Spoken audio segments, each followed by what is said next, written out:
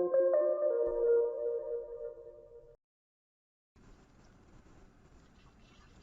right, hi everyone, and welcome back to Product Training with Blue Triangle. Today we're going to talk about the performance hits endpoint of our API. This endpoint is where you can pull raw data, such as individual page views or synthetic tests. You'll see part 6 there in the title, but don't worry, we're going to start today with a quick recap on the basics, like how to connect to the API and what a basic request looks like. And then we'll dive into more involved examples and discuss how to construct the request to the API for the desired data set. All right, so my name is Mark, and I'm the support manager here at Blue Triangle, and we do these training sessions each week about various topics centered around web performance, analytics, and ultimately how to use the Blue Triangle portal to solve problems. Or in this instance, the Blue Triangle API. In any case, let's go ahead and get started. So for the agenda today, we're going to start with a quick introduction to the API. We'll mention give you an overview of the current endpoints, all of the current endpoints, and then we'll get into how to connect to the API. One of the things you'll need is your API key, and we'll show you how to get that. And then we'll point out a really nice feature that's been added within the last year or so. It may be new to you, and that is how to get the API JSON for the API request JSON from a graph in Blue Triangle. This makes it much easier to formulate request JSON to the API for the desired data set you're looking for. Now, if this is not making much sense, don't worry about it. We're going to kind of dive into the details here in a second. So after we kind of cover all of the introductory basics and stuff, hopefully that shouldn't take too long. And then we're going to spend the rest of the time today going through the performance hits endpoint. The first thing we'll talk about is how to build the request JSON, and we'll start with the minimum required parameters, and then we'll get into a little more advanced requests, introducing some filter options and things like sorting and limiting of the response, and then we'll end with a few more use cases to kind of spark your thoughts on the kinds of things you can do with this endpoint and how it might help you for your analytics in particular. So that's going to be it for today, and then we're going to try to save a few minutes toward the end to answer any of those questions that you guys sent in while we were going through the session. So we'll do a bit of Q&A at the end. All right, so getting started, this is a list of all of our current API endpoints. I'm not going to walk through all of these, but we have done an individual training on each of these, minus the ones we're doing today, the performance hits, and these two network monitoring endpoints. We'll be doing a training on these network monitoring endpoints in the near future. These are our new synthetic data type known as the network health checks, and we'll be going deep dive into that API endpoint in a later session. Clearly, there's a lot of stuff going on in the API, but today we're going to focus on the performance hits endpoint. And again, this endpoint, it's very similar to the performance endpoints, but the main difference is instead of aggregate data, we're going to be pulling raw data. So this means individual page views or individual synthetic tests and that sort of thing. All right, so first things first, let me point out where you can access the API documentation. This is going to be your friend if you're working closely with our API. If you're in Blue Triangle, you can click the question mark icon and go to the Help Center, and then you're going to see a big button for documentation, and you'll see a subsection in there for API documentation. You can also use the search feature. It's pretty good. And just search for API documentation, and you should be able to find what you're looking for. Okay, so how do you connect to the API? Obviously, you can do it in a variety of ways. You can do it programmatically, with Python. You can do it with curl. But for this training, we're going to show examples using Postman. And Postman is a API testing tool. It's very helpful for running requests to our API. And this example is showing the performance endpoints, but you'll see that requests to the performance hits endpoint are going to be a post, and you're going to need, in order to authenticate, you're going to need two headers in particular, and that's going to be the XAPI email and the XAPI key.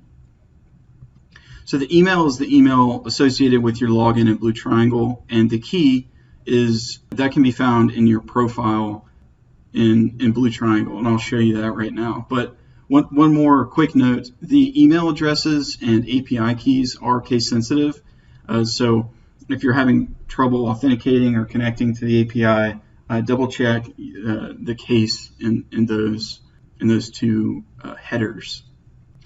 So it's really quite simple to find your API key in Blue Triangle.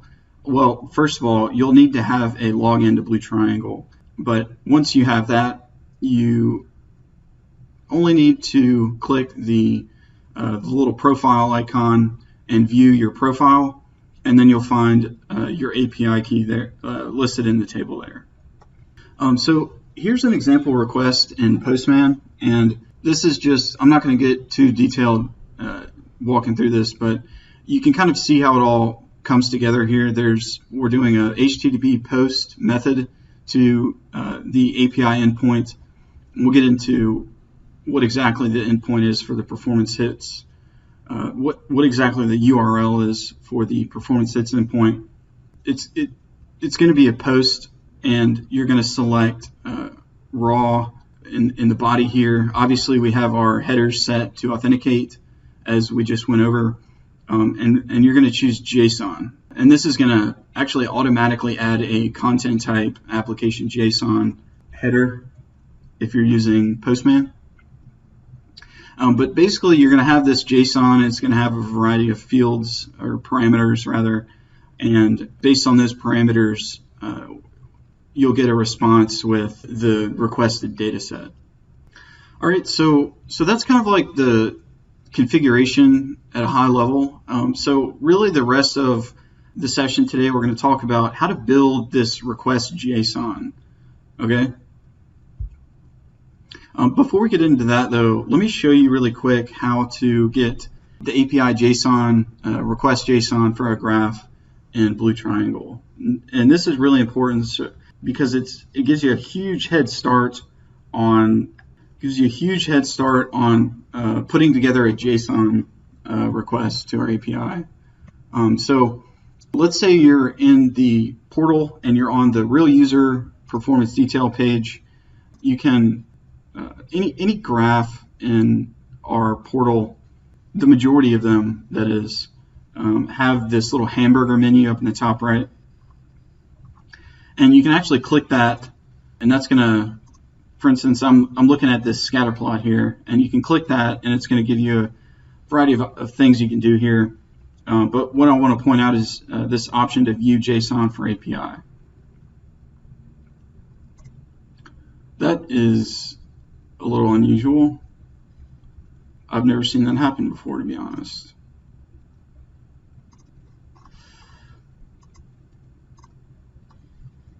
Anyways, it'll look something much like this. You'll see what URL and what endpoint this JSON goes to, and then you'll be able to list the JSON. You'll be able to see the JSON listed out here.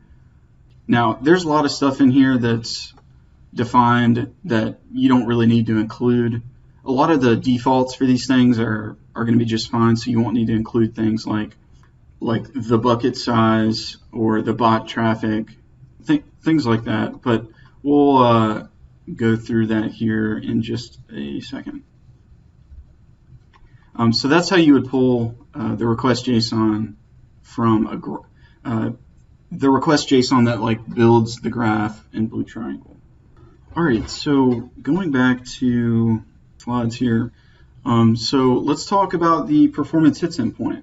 All requests to this API are going to be HTTP posts, and the URL is right here.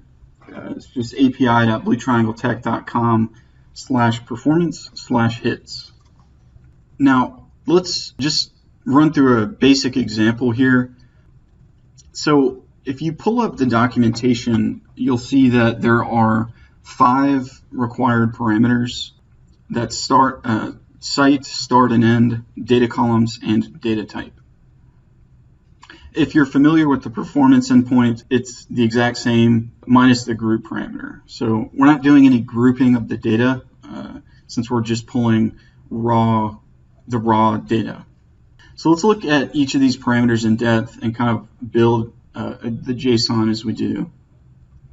So we're gonna be building this JSON over here to the right. So the site parameter is which site the API should be pulling data from. You may just have one site, or you may have several.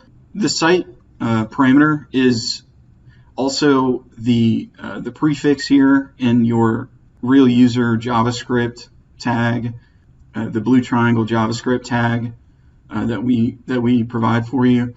You can also find it on the sites page of the portal. It's pretty straightforward. If you have any questions, just reach out to us and we can let you know what that parameter is. But it's not going to be demo sports. That's just a demo site that we use for these trainings.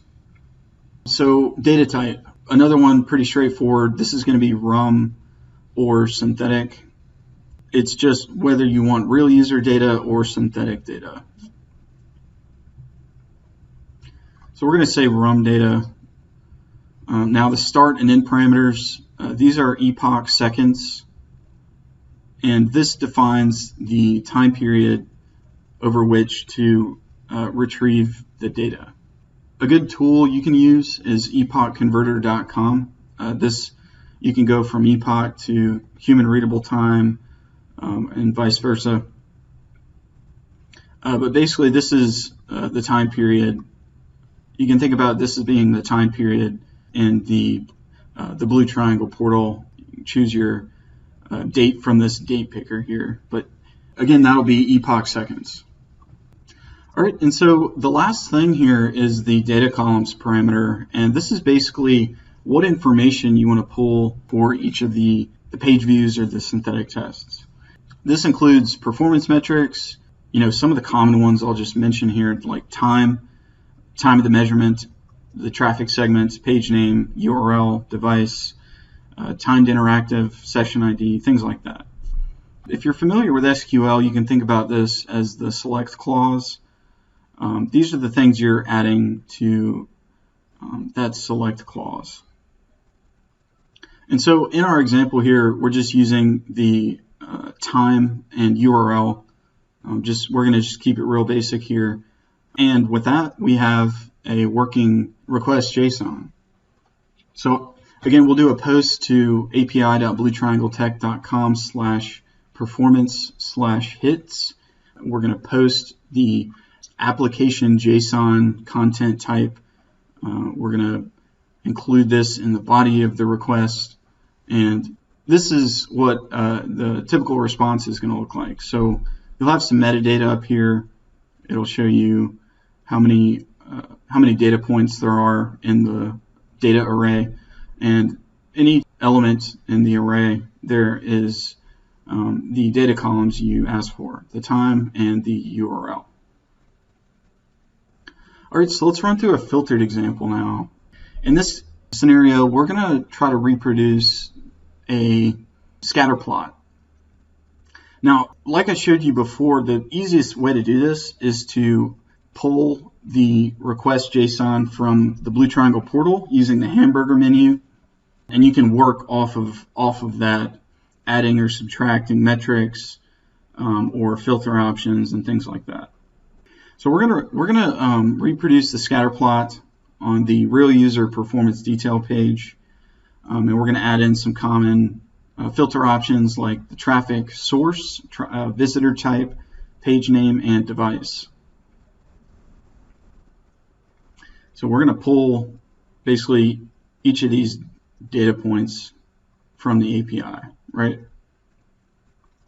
So we're gonna find the start and end time. We're going to define our site.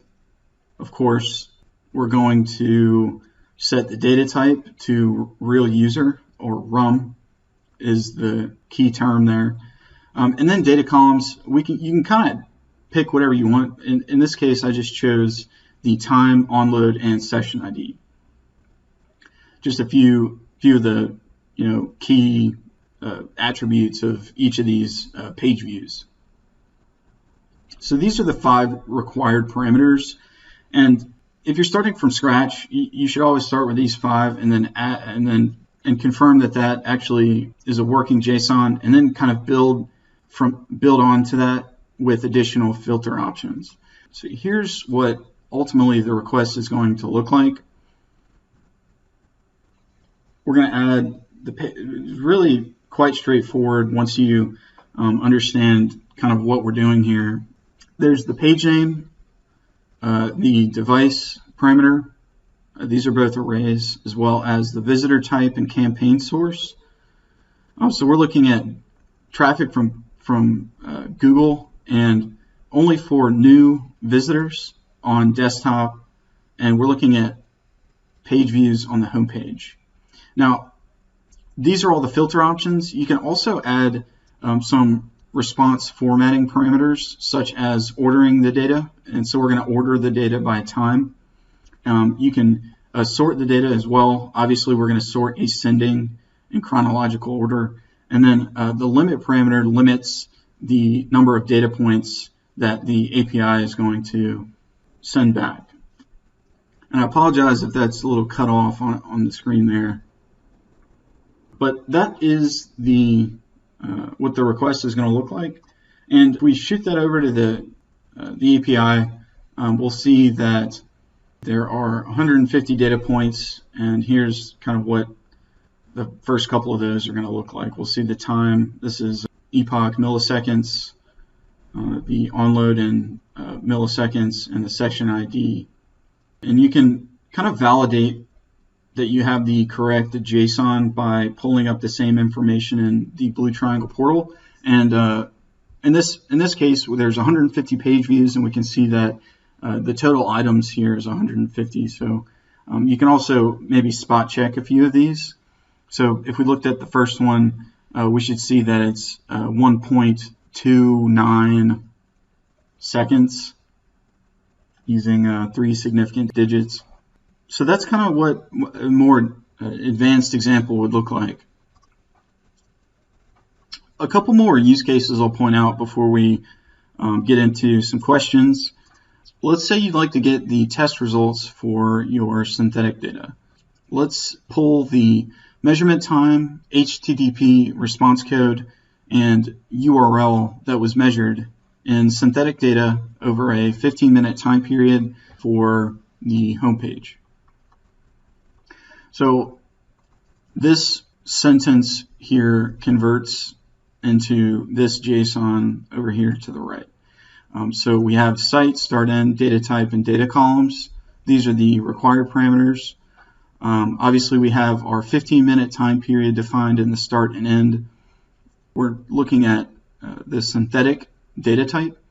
And as we mentioned in the use case here, we want to see the measurement time. HTTP code is the parameter there for the response code, and the URL. Now, we're also going to add a filter for the page name, and then that'll do it, but we can also add some additional response formatting. We can order by measurement time and sort ascending. We can also throw a limit in there in case we only want to see a certain number of them.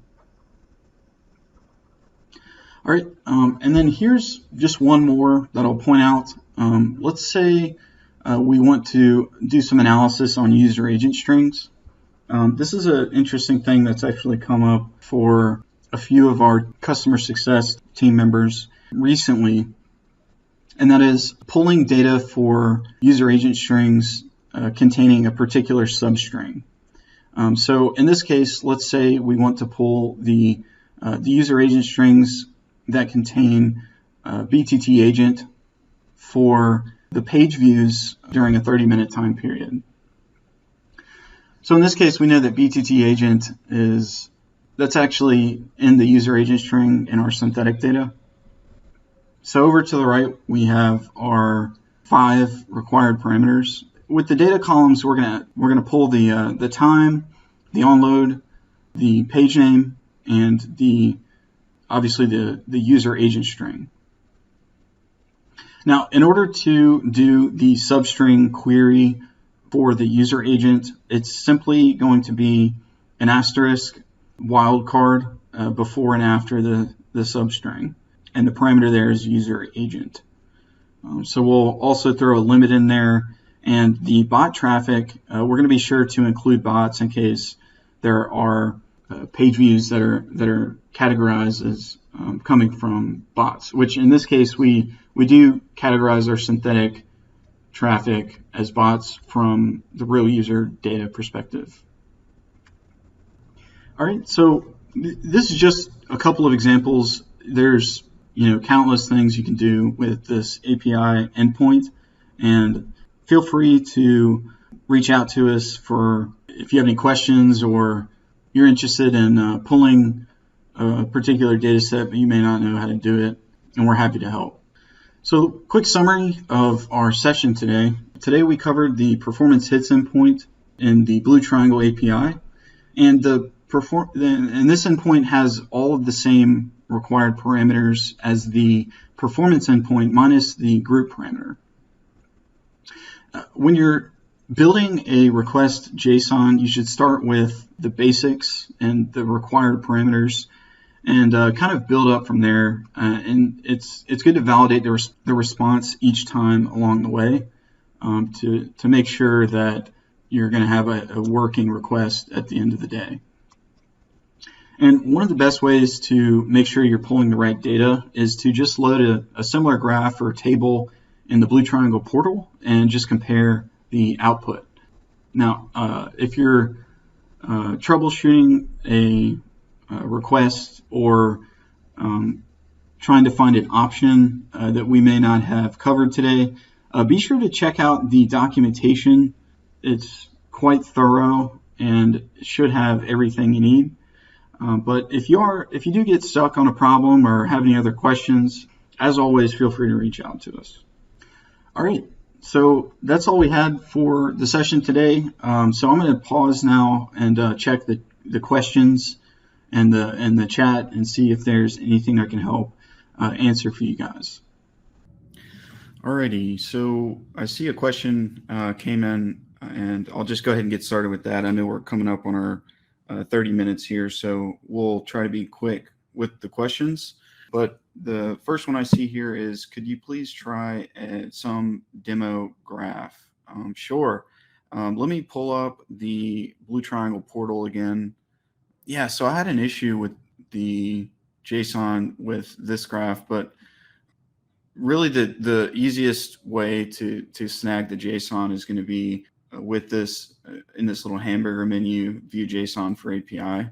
And so here you can see all of these various performance metrics in the data columns. In this instance, we're looking at aggregate data. So this is coming from the performance endpoint. But you should be able to, I'll have to check into the issue with the scatter plot, but you should be able to get this for scatter plots and other things that use the raw data, like the session lookup and things like that. So hopefully that answers your question or what you wanted me to demo for you. But let me know if not. All right. So I'm going to go ahead and close things out for today. It looks like that was the last question. So really appreciate everyone's time, and thank you for joining us today. If you do have any more questions, we're always happy to chat with you offline. So feel free to reach out to us anytime. You can reach us at any of the emails listed here. Of course, our support line is support@bluetriangletech.com. Bluetriangle.com also works. And you can also go over to our help center at help.bluetriangle.com. And there's a lot of great information there. And you can also, there's a button to submit a request or a question up in the top right. And we'll be happy to help you out with that. So I think that's it for today. Thank you, everyone, again, for your time. And we look forward to seeing you all next time. Have a great day.